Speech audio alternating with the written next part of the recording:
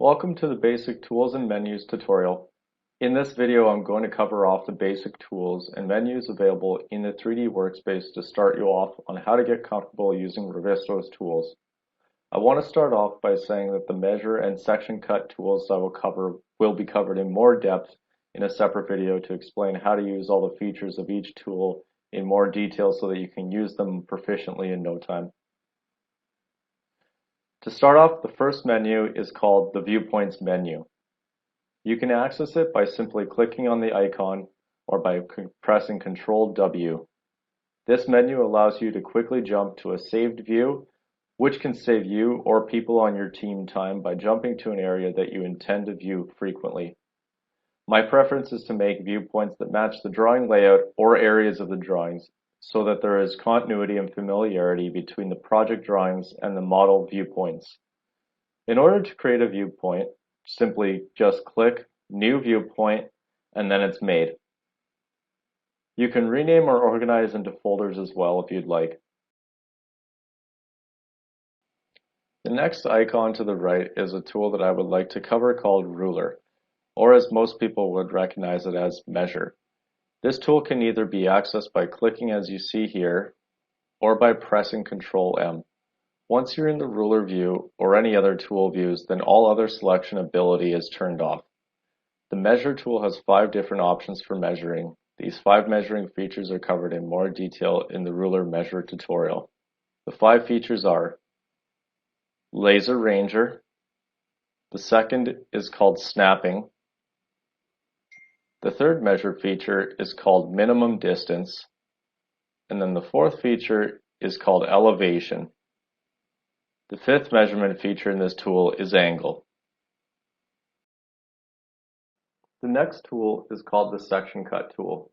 This tool is very important to know as it is how you can see inside the building floor to floor or look at the building in section. The Section Cut tool can be moved by simply clicking and holding the left mouse button on the top of the screen slider icon and moving your mouse up or down to move the section plane up or down as well.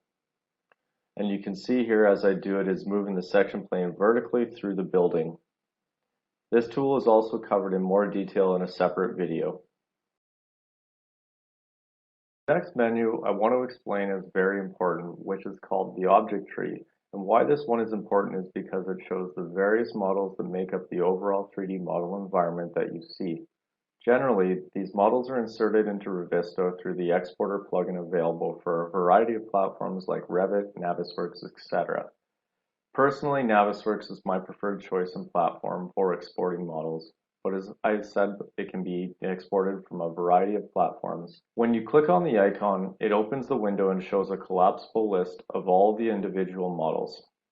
The one thing that is helpful for seeing information about an element you click on in the object tree is that when you click on it, it shows the specific element within the tree and you can see what object it is by looking at the parent object like you see here. When you click on each model in the object tree, you can control a variety of different visibility settings such as hide or unhide. This is a temporary visibility setting that is only applied when you stay in this current scene. If you were to click a save viewpoint, then the hidden model would become visible again.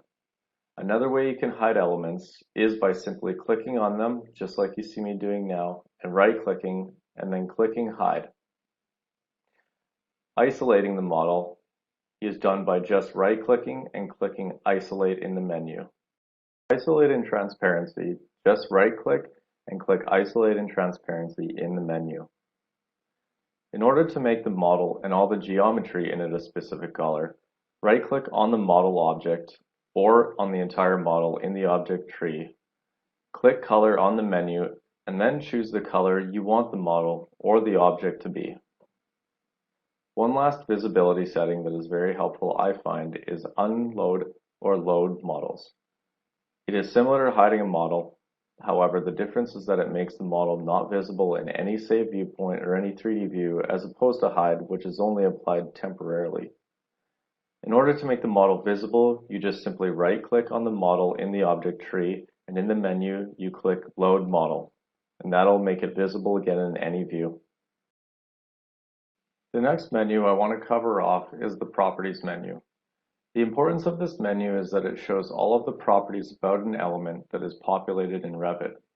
The information from the Revit model is maintained and is able to be viewed in the Properties menu of Revizto. The information shown is generally shown as quantitative properties like volume or area, while other information shown are qualitative properties like the wall type, system type for piping, the floor the object is on, etc.